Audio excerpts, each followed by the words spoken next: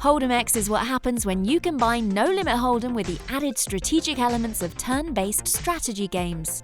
Played with the same basic format and objectives as Texas Hold'em, HoldemX adds an additional layer to the gameplay with the inclusion of X cards, your powerful new weapons against your opponents.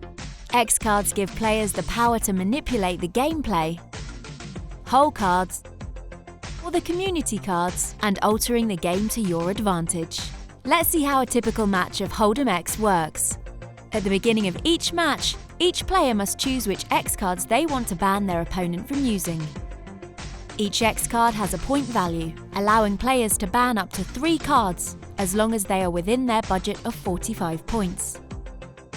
Once the banned cards are chosen, it's time to choose the X cards each player will be taking into battle. As you can see, there are 3 cards that cannot be selected. These are the cards the player's opponent has banned him from choosing. Players can select up to 6 cards, making sure not to exceed their budget of 90 points. Once they've both chosen their X cards, the game is on. HoldemX starts out exactly like a normal game of Hold'em. 2 hole cards are dealt to each player.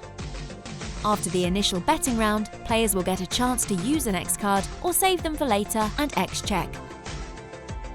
After the flop, a betting round will take place, followed by another opportunity to use X cards to influence the hand. Board cards and redeal cards can only be used during the streak currently in play, so any X cards intended to modify the flop should be used now. Anytime an X card is used, the opposing player will have a chance to counter with one of his own, or X check and move on to the next street. After the turn, players will once again have a betting round and an X card round, after which the river will follow. This is the last betting round, and unless a player uses the 6th Street X card, the last chance to use an X card before the showdown.